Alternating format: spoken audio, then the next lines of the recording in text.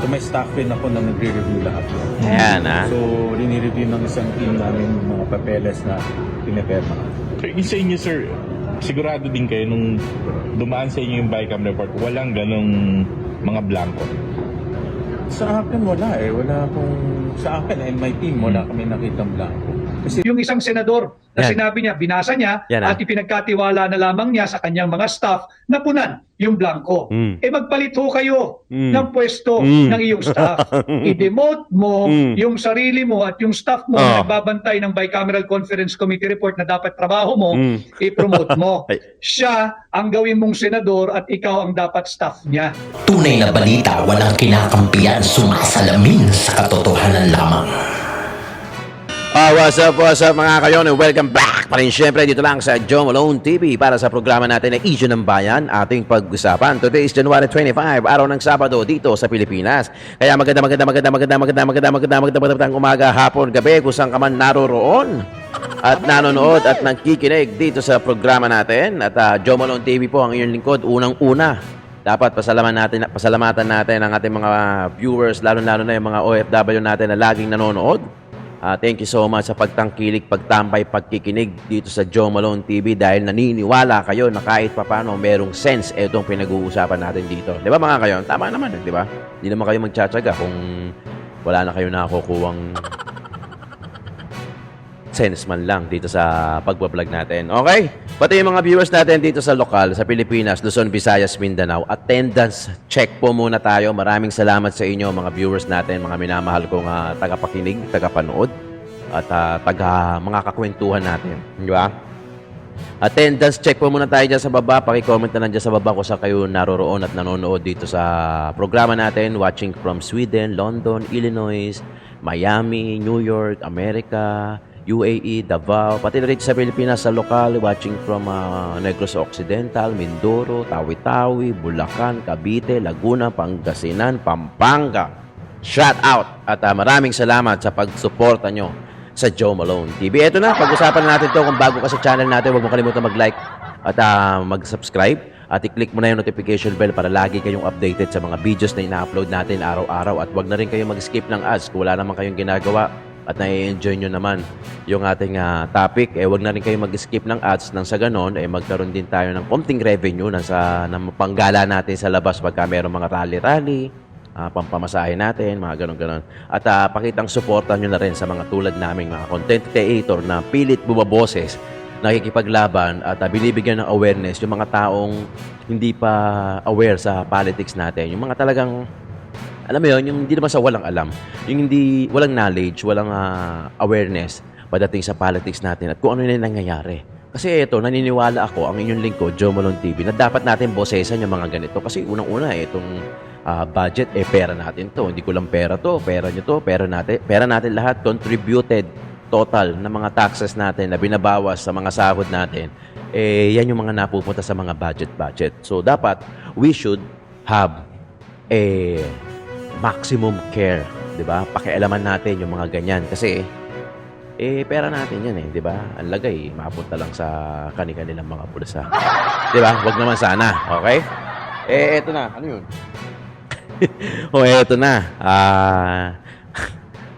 Alam mo nasubaybayan natin 'yan, no? Nasubaybayan natin 'yan from doon sa expose ni Congressman Ungab pati yung sa podcast nila pati si ex-President Roa Duterte, medyo nasaksihan natin from that moment up until now na marami mga inputs na tayong nakukuha from Attorney Vic Rodriguez, from Malu Tikya, from Magno Cielo at sa mga mainstream media na talagang nasubaybayan natin. At ang inyong lingkod, makakwento ko to ng maayos dahil dun sa mga consolidated videos natin. Alam nyo, ito yung kagandahan pagka mga political vlogger, pagka mga reaction vlog, makakonsolidate natin yung mga videos. So, marirealize na, mapagdudugtong-dugtin natin yung mga puzzle of pieces at mabubuo natin yung isang malaking picture. Di ba? Na talagang niloloko at kinukuha. Di ba?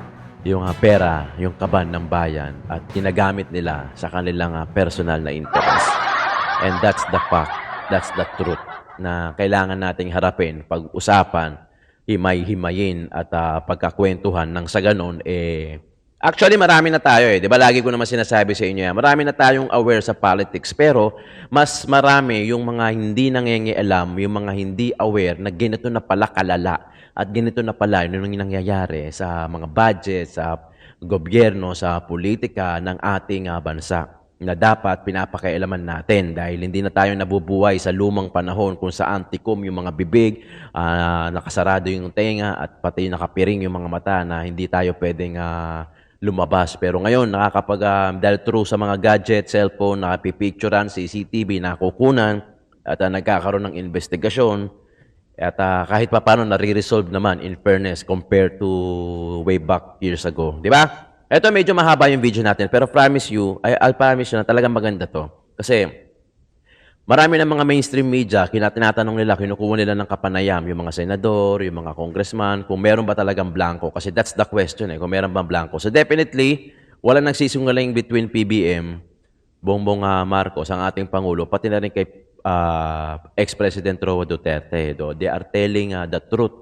Ang question lang natin dito, yung mga congressmen, mga senador, kung ano yung nakita nila. Kasi may pirma, di ba? May mga pirma, may mga blanco, definitely. At kung sino yung nag-fill up ng mga blanco na yon para pagkapunta kaya President Bongbong Marcos, wala ng blanco. So that's the question. Ito na, panoorin natin.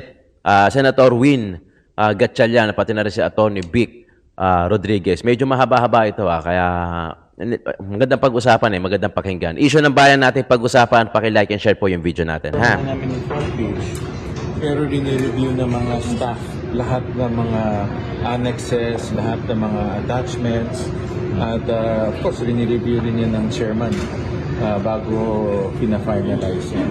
So, yan ang pagkaalam ko sa proseso natin.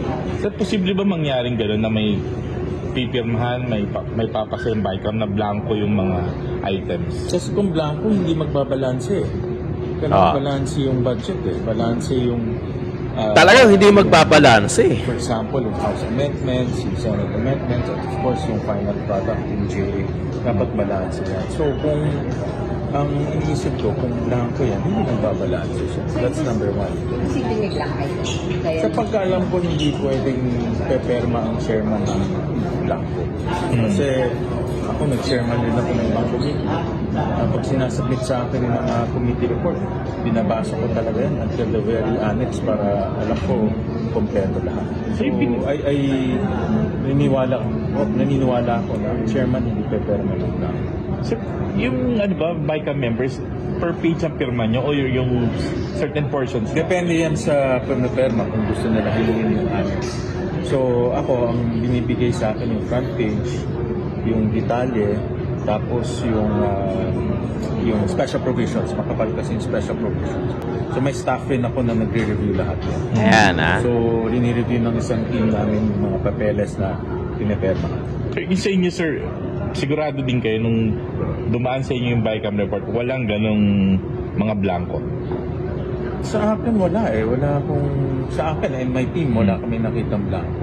Kasi dapat balanse Yun ang tinitignan namin parati. So, I have a whole team na tinitignan yung budget bago ko pinaperma. Sir, yung isa pang controversial, yung CSE, yung comprehensive.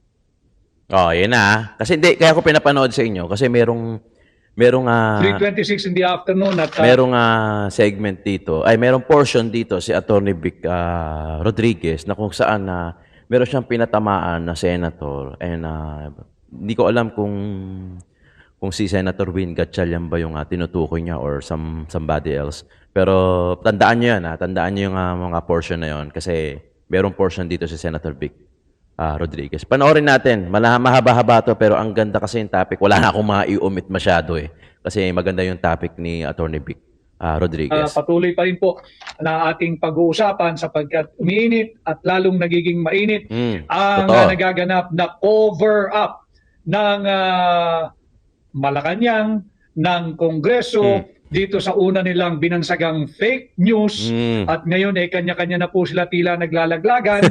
May bagong pahayag ang Malacanang na kung meron daw pong mananagot, hindi sila yun. Ang meron na po, doon sa una nilang bumubulusok na pahayag na fake news daw po yung aming ipinakita ni Pangulong Rodrigo Roa Duterte na mga blankong bicameral conference committee report na siyang naging pundasyon at basihan ng General Appropriations Bill at siyang pinirmahan kahit ito'y unconstitutional ng Pangulo ng Pilipinas at ngayon nga po ay mainit na pinag-uusapan. Kagaya po nung nabanggit ko, mga ilang Tatandaan araw na, niyo yun. simula pa po nung Sabado, nung inilahad po at nagbigay ng kanyang expose si Congressman Sid Ungab at ipinakita din ni Pangulong Rodrigo Roa Duterte itong unconstitutional bicameral conference committee report na panay po blanco. Ang nakakatakot dito, daang bilyong piso ng halaga ng taxpayers' money. Pera po Correct. niyo na, Yes. daang libong piso. Kaya dapat may Daang pakialam bilyong tayo dyan. Piso, sorry, aking pagtatama. Daang bilyong piso ng pera po ninyo ay sadyang iniwang blanco. Nagkakabuhol-buhol na po ang pagsisinungaling ng mga mambabatas. May mga ayaw magpa-interview, may mga ayaw magbigay ng kanilang katugunan, at unahin po natin yung pumalit sa dating chairman ng House Appropriations Committee. Yung dyan po sa Marikina, yung ating mga kababayan dyan sa Marikina, si Congresswoman Stella Kimbo, siya po ngayon ang kinatawan o chairperson ng Committee on Appropriation. Siya rin po ay nakapirma doon sa mga blankong dokumento Yes. ng Bicameral Conference Committee. Nagdipa na po ito, viral po ito sa social media, yung report din po muli ng UNTV na kung saan hinihingan siya ng pahayag at ayaw po niyang magbigay ng pahayag at dali-daling umalis. Meron daw po siyang rush. Nasaan na ngayon ang angas nung chairman ng House Committee on Appropriation? Nasaan na ang angas ni Congresswoman Kimbo? Yung angas na ipinakita mo nung sinisira mo ang pagkatao ni Vice President Inday Sara Duterte. Nasaan na ang tapang mo? Nasaan na yung giliw mo, yung kisig mo? Pag nagfa-fashion show ka dyan sa Kongreso, tangan-tangan ang iyong milyong-milyong pisong halaga ng mga bag, ng mga relo. Nasaan ang tapang mo? Bakit hindi ka ngayon humarap at magpaliwanag sa sambayan ng Pilipino saan ninyo dinadala ang daan-daang bilyong pisong pera ng mamamayang Pilipino? Correct. Yan ang sagutin mo at wag mo kaming bigyan lamang ng salitang merong kang rush. Meron pa bang hindi rush dito sa ginawa ninyong pangbubudol sa mamamayang Pilipino? Atin po silang panagutin, atin silang singilin ng malinaw at katanggap-tanggap na paliwanag. Hanggang ngayon po, mag-iilang araw na mula nung expose ni Pangulong Duterte, wala pa rin po silang katanggap-tanggap at credible na paliwanag kung bakit may blanco yung Bicameral Conference Committee Final Ratified and Signed Report na siyang naging basihan, pundasyon at backbone ng General Appropriations Bill na siyang kanilang ibinigay sa Malacanang, sinumite at ipinapirma sa Pangulo ng Republika. Kaya ngayon ay tinatawag na natin itong General Appropriations Act o isa na siyang batas na unconstitutional. Bati po muna tayo kay Delia Arabit, Invalid Budget 2025, kay Dan J. Dero. Hugas kamay na sila, sir. Hugas kamay na po. Tama po yan. Kanya-kanya na silang laglagan. Inaabsuelto na nila dahan-dahan ang kanilang mga sarili.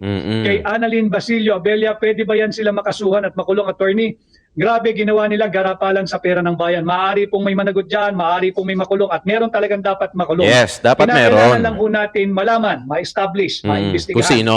Sino Yun. ang nakialam? Yun. Sino? Ang nagpilin Yung the merong talks. makating kamay na nakialam at naglagay ng mga halaga Presyo, dyan sa oo. mga blankong patlang na nakapaloob sa Bicameral Conference Para Committee exam lang, Final no? Report. Sino yung may makakating kamay na nakialam dyan sa Bicam Report? Bawal po iyan. Yan po'y paglabag sa ating revised penal Sino code. kaya? Ang tawag po dyan ay falsification of documents. legislative Documents, It yes. is a crime against public interest, and what they did is unconstitutional, illegal, immoral, unlawful. Yes. Ang ginawa po nila ay isang criminal act. Pag-usapan po natin, meron pong mga media outlets na nag-request kahapon pa sa Kongreso sa mababang kapulungan ng kopya ng tinatawag nating enrolled bill. Nakakuha Dapat yung po iba. yan, kung walang anomalous dyan sa enrolled bill, walang problemang magbigay agad. Subalit, wala pong nakakapagbigay mula dyan sa mababang kapulungan sa ating mga kapatid sa malayang pagpapahayag sa mga media ng mainstream kopya media. ng enrolled bill. Yes. Ayaw po nilang magbigay. Mm-mm. Yung isa po dyan ay yung pahayagang saksi ngayon, yung tabloid na saksi ngayon. Sumulat daw po sila kahapon pa sa House of Representatives at pinareceive yan, official documented po yan. Ang sagot daw po sa kanila nung doon sa receiving section ng record section po ng House of Representatives, magpapaalam muna sa tanggapan ng speaker. Sino po ba yung speaker? Di si Martin Romualdez. Magpapaalam daw po muna kung pwedeng magbigay ng kopya. Yan po ay isang anomalous process din. Public document yan eh. Bakit kinakailangan magpaalam at humingi ng clearance? Kay Martin Romualdez, hindi naman niya perang pribado yan. Pera po ng taong bayan yan. Exactly. At yan ay public document. Kitang-kita dito na patuloy na nagkakaroon ng cover-up. Tinangka po ng Malacanang magpalusot. Ang problema, mali ho kasi yung pasok ng Malacanang. Agad-agad nagsabi na fake news. Agad-agad nagsabing malicious. Agad-agad nagsabing criminal. Ito ngayon ang tugon namin sa inyo. Yan. Nakita nyo na siguro by now yung sinasabi naming kopya na blankong vice cam committee report, yung pirmado ng mga mambabatas, Galing ng Senado mga Duterte. at mababang kapulungan. Pirmado nila yan, blanco-blanco. Grabe. At hindi po pwedeng baliwalain ito, mga kababayan. Sapagkat 13 pages yung naipon po ni Congressman Sid Ungab. Tama po yan, si Congressman Sid Ungab po ang maisog na naglabas ng kopya ng Vice Cam report. Ito po Grabe ay yun. kasama namin si Pangulong Duterte na maisog ding nagpahayag na ito ay bawal, ito'y illegal, ito'y unlawful, ito'y criminal, ito ay unconstitutional. Hindi po yung nagpapanggap na miyembro ng Makabayan Bloc na makabayan daw siya. Hindi po siya, yan din dapat singilin ninyo. Bakit hindi siya nagsasalita nung hindi inilabas pa ni Pangulong Duterte? At sinasabi niya, siya mismo hindi raw niya nabasa. Ulitin ko sa iyo, iho ha, wala kang puso para sa bayan. Wala kang puso para sa Pilipino. Huwag kang magpanggap. Hindi ka makabayan. At bakit hindi mo ginagawa ang iyong trabaho bilang mambabatas? Hindi ba't marapat lamang lahat ng panukalang batas na dumadaan sa inyo, partikular sa iyo, ang ingay-ingay mo doon sa panawagang impeach Impeachment. Sara. Ito ang panawagan mo dapat ngayon. Impeach Marcos. Yan. Impeach Bongbong. Ito dapat ang dami nung sumisigaw ngayon ito. At yung mga magrarally dapat sa January 31 di umano nang isisigaw ay impeach Sara, nasaan na kayo ngayon? Bakit ang tatahimik ninyo? Kundinahin ninyo itong tahasan, lantaran at big time na pambubudol sa ating mga Pilipino. Correct. 6.32 trillion pesos na halaga ang binubudol sa atin. Wala pa rin kayong posisyon. Impeach Sara pa rin ang issue ninyo. Ano po ang inyong paninindigan dito sa isyong ito na pambubudol, pagnanakaw at unconstitutional 2025 budget? Basahin po muna natin itong si Tera Misuke. Dapat masample yan, mga kawatan na yan, attorney. Dapat ma-actionan na yan bago malugmok ng tuluyan ang bansang Pilipinas. Susmiyo, di biro yung ginawa nila. Hindi po talaga biro. Seryosong kaso po ito. This is a falsification of legislative document. Criminal po ang ginawa nila. Kay Colonel Afa Luna, isog dapat from Baliwag. Salamat po. Kay Rose Dror, wag natin tantanan itong budget na to. Hindi po tayo titigil hanggat hindi natin sila napapanagot. Dapat. Barkadahan Forever FM. Good day po, our dear Senator Attorney Vic from Land Down Under. Please save our Philippines nating mahal. Hindi ko po kaya mag-isa ito. Magtulong-tulong po tayo. Salbahin po natin ang ating bansa, ang ating mga kababayan, ang kaawa-awang kabataang Pilipino mula sa mga tulisan na nariyan po sa Kongreso at nariyan po sa gobyerno. Ilabas po nila ang kopya ng enrolled bill. Dahil dito natin makikita yung pagkakaiba-iba ng figures. Meron pong nag-request, at ito po'y nasa social media na rin, banggitin ko lang po yung Philippine Star online, ang sabi po nila, nag-request daw po sila ng BICAM report at sinabi po sa kanila, meron pa raw yata revisions or changes na maaaring gawin. Bawal po yan. Another count, another round of falsification of legislative document. Hindi po pwedeng magkakaroon pa ng revision or changes dyan sa kopya ng BICAM report. Tapos na po yan. Pirmado na po iyan. Yes. Batas na nga eh. Ito na nga yung inilalaban ng Malacanang na wala raw blanco sa GAA. Wala naman talaga nagsabing may blanco sa GAA. Ang ating hinahanap at pinapanagot, sino nagpuno ng mga blanco doon sa Bicameral Conference Committee report na aprobado, ratipikado at pirmado ng mga senador at ng mga mambabatas na bahagi ng Vice-Cam Conference Committee. Kay Jeng Labado, God's will, manalo ka, attorney. Maraming salamat po. Bizong, hudas kamay sila. Tama po yun, naghuhudas kamay ang mga hudas. Ash Bunay, all along, totoo talaga ang sinasabi ni VP Inday. Tama po yung sabi ni Vice President Totoo. Inday Sara. Totoo. Hindi po talaga marunong maging Pangulo at hindi alam ang gagawin. At kay Nene Derla, good afternoon, Attorney Vic. We will support and Budol. vote for you. Ikaw ang dapat maging number 1 senador. Marami pong salamat. At yun nga ho, hindi maaring ipagbaliwala ang 13 pages na nakita at nadiskubre ni Congressman Sid Ungab Sid na nagpapakitang merong 28 po yung ipinakita po namin sa inyo, hindi pa po kasi tapos yun. There are 28 line items Nakaw. doon sa Bicameral Conference Committee na blanco. 28 na blanco po doon sa Bicameral Conference Committee report. Yan po, pag total po niyo yan, daang bilyong piso po ang hindi nila masagot. Humingi po ng kopya ang Philippine Star, base po sa kanilang online report, tinanggihan sila ng Kongreso o ng mababang kapulungan na mabigyan ng kopya ng enrolled bill. Humingi rin po ang saksi ngayon, napahayagan ng kopya sa Kongreso, sumulat sila, official, may tatak na na-receive. Tinanggihan din po sila at magpapaalam pa raw sa opisina ni Martin Romualdez kung pwedeng magbigay. Ito ay malakihan at tahasang cover-up sapagkat meron pong mananagot dito. Meron pong Bakit dapat kailangan makulong pang dito. ipaalam? Yung Di ba? mga makakati ang kamay na pinakialaman Yes. ang pera ng taong bayan. Obvious. Alam mo ninyo, pag natapos na po, napirmahan, naaprubahan, ratified and signed, yung Bicameral Conference Committee report, there is nothing else to be done except itatransmit na yan para maging enrolled bill. At pag enrolled bill, yan na po yung tinatawag na General Appropriations Bill. Ang tanging natitirang activity o gagawin na lamang po ay ang pag-iimprenta nito. Bawal nang galawin kahit anong line item, bawal nang galawin kahit anong halaga ng kahit na sino man dahil tapos na po yung budget process. At kung sino man yung may makating kamay na nakialam Yan. guilty po iyon mananagot sa kasong Nako. crime against public interest, specifically Article 170 of the Revised Penal Code, yung Public tinatawag po documents natin pa. falsification of Of legislative documents. Paano po nagkakaroon ng falsification of legislative document? Unang-una ho, dapat merong bill. Meron po itong tinatawag nating General Appropriations Act. Bill. Pangalawa, merong nag-alter o nakialam. Merong nagbago ng mga line items o mga item for appropriation, pati yung halaga ng allocated budget o ng appropriated budget. Pangatlo, yung gumalaw, yung makakating kamay, pwede po siyang babae, pwede siyang lalaki, pwede po silang grupo, kaya po natin inaalam, ay mga walang authority na galawin yung halagang yan. Yari. Wala na po, kahit kongresista ka pa, kahit senador ka pa, wala ka ng authority kasi tapos na ho. Tapos Pirmado na. na eh. Pirmado na. Pirmado na. Hindi po draft yun, kagaya ng unang palusot na Ah, nagsabing draft yun. You do not sign a draft document. Draft nga eh. Pwede Nah. mo diretso sa basurahan yan eh.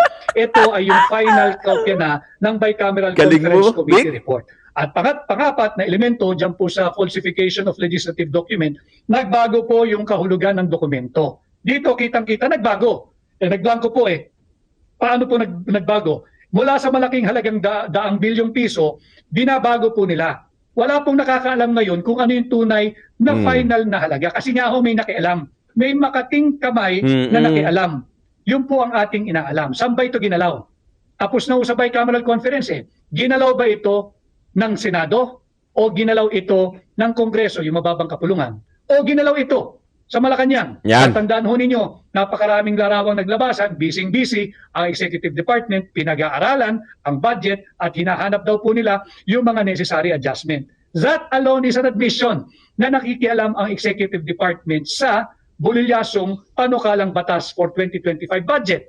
Wala pong kapangyarihan ang Executive Department na kumpunuhin ang sablay unconstitutional, Yes. illegal at immoral na panukalang budget. Lagot. Dinalaw po nila yan. Tatandaan ninyo yung napakagaling na Presidential Communications Office. Pinakita ilang larawan yan. Busy ang Executive Department. Pinag-aaralan, remedyohan ng budget. Kaya itong pumutok na malaking balita, ito ba'y bahagi nung ginagawa ninyong pagre-remedyo? Ito ba yung ginagawa ninyong adjustment?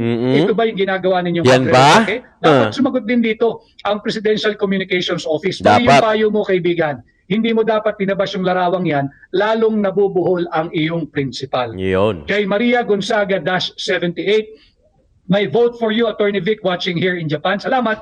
Kay Bantilan Leonilio, mabuhay ka, Senador Vic. Ikakampanya kita sa barangay namin. Maraming salamat. Kailangan ko yung tulong na yan. Yun. Kay Napoleon G. Torres Nap, may isang post, SOCMED, na sinasabi na wala daw magiging pananagutan si Bongbong Marcos kung idudulog daw ito sa Supreme Court. Ano po ba yan? Nakikipag-usap ka ba sa mga miyembro ng Korte Suprema at iyong pinapangunahan? Paano ka nakasiguro na wala kayong pananagutan? Yan nga po ay falsification of legislative documents. Legislative Sagutin niyo ba? muna. Legislative documents. Ano yung ginagawa niyong pagkukumpuni, pagre-remedyo, pagre-rectify ng budget nung nakaraang Disyembre? Lumabas itong blankong Bicameral Conference Committee report, yung report po ng Vicecam, na panay blanco, 13 pages and 28 line items ang nakita ni Congressman Sidungab, panay blanco. Hindi lamang po 3, hindi lamang po 4 yung una nang napabalita, sapagkat yun lamang po ang una naming ipinakita nung nakaraang Sabado nila Pangulong Duterte at Congressman Sidungab. Sapagkat medyo makapal po yung Bicameral Conference Committee report. I think more or less meron po siyang 222 pages. Kapal. Sinisikap Kapal po nun, ha? naming ipunin lahat. Hirap At, basahin nun. today, 13 pages po ang blanco dyan sa Vicecam report at 28 Not just one, line not just items two. po ang blanco, ang allocation o appropriation. Ito rin ba ang i-final nila at naging enrolled bill, yung tinatawag nating GAB. Rating ko hindi natin pinag-uusapan dito yung GAA, yung General Appropriations Act. Yes. Ang hinahanap natin dito, paano nagkaroon ng laman, yung mga blanco doon sa GAA. Bakit nagkaroon ng halaga pagdating sa GAA? Kaninong makating kamay ang Yan. nakialam dito? Sinong kumumpuni nito? Sinong nagretoke nito? Sinong nagremedyo nito? Wala ho kayong kapangyarihan. This is a clear case of altering a legislative document without authority. Sino ito? Babae ba siya? Ito po talagang hulaan natin. Babae ba siya, yung makating kamay? Lalaki ba siya? Aha. O grupo ho kayo? Kinakailangan alamin natin yan. Panagutin natin sila. Meron bang fourth chamber? Meron bang fourth house? At kung merong fourth Ang lupit chamber nun, o fourth house, illegal po iyan, ang unconstitutional lupit po iyan, nun. criminal po iyan. Okay, click stationable. I'm from Melbourne, Tornevik, and I just wanted to say you're the only one who blanks so sharply in layman's Yes. terms, Yes. making complex knowledge accessible to everyday people.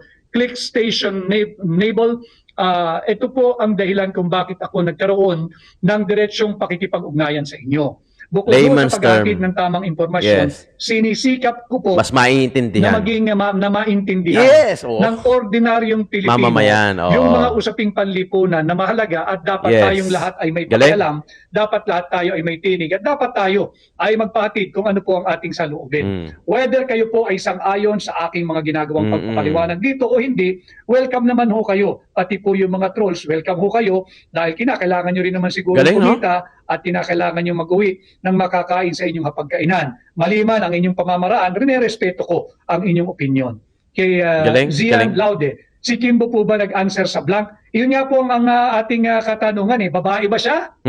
Lalaki ba siya? Grupo ba sila? Kay Kaduwe Vlog, Solid Vic Rodriguez for Senator from Bicol and Tondo. Brenda Kimpan, i-death penalty Magaling sa mga to. kawatan. Yan po ang Walang sinusulong script, bilang senador ninyo. Ibalik natin ang death penalty sa kasong plunder. Yan ang At dapat. because of this development, na talagang sinasalaula po nila yung taunang budget. Winawalang hiya po nila ang talino at intelihensya ng sambayan ng Pilipino. Yinuyurakan po nila ang ating saligang batas. From 50 million pesos, sisikapin ko pong isabatas. Amyendahan ng plunder law, ibaba po natin ang threshold. Hindi na po 5 million. From 50 million, ibaba na po natin ng 1 million pesos dahil 1M talagang na. talamak na. Lantaran na, harapan na ang ginagawang pambubudol sa atin ngayon dito sa ilalim ng Bongbong Marcos administration. So balik po tayo.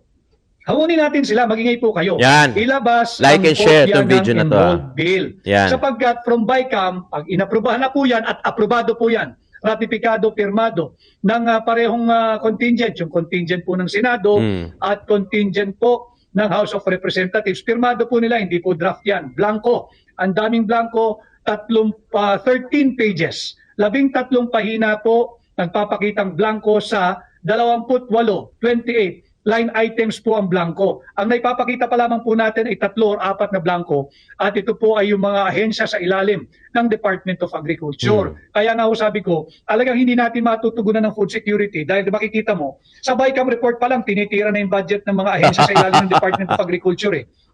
Panay blanco. At sigurado po ako, nakakatiyak ako, wala pong autoridad yung makating kamay o mga kamay na nakialam dyan. Tapos na po yung BICAM report, blanco nga ang ginawa At yung palusot, singilin natin, ngayon nananahimik yung isang senador na sinabi niya, binasa niya at ipinagkatiwala na lamang niya sa kanyang mga staff na punan yung blanco. Magpalit ho kayo ng pwesto ng iyong staff. I-demote mo yung sarili mo at yung staff mo na nagbabantay ng Bicameral Conference Committee report na dapat trabaho mo, i-promote mo. Siya ang gawin mong senador at ikaw ang dapat staff niya para magsipag ka naman.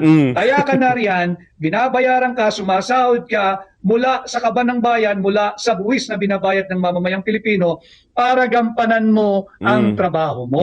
Hindi ka kasi pwedeng tugis ka lang ng tugis doon sa issue ng Pogo. Wala ho tayong pakialam sa kaso ni Alice Guo. At tandaan nyo, yung mayor ng Bamban, lahat po yan siniyasat nila, pati nga yung birth certificate napakasela nila sa dokumento pati passport, pati sa kung saan nag-aral, anong eskwelahan ng maselan sa documents, sinong kaklase mo, bakit itong budget hindi mo binasa?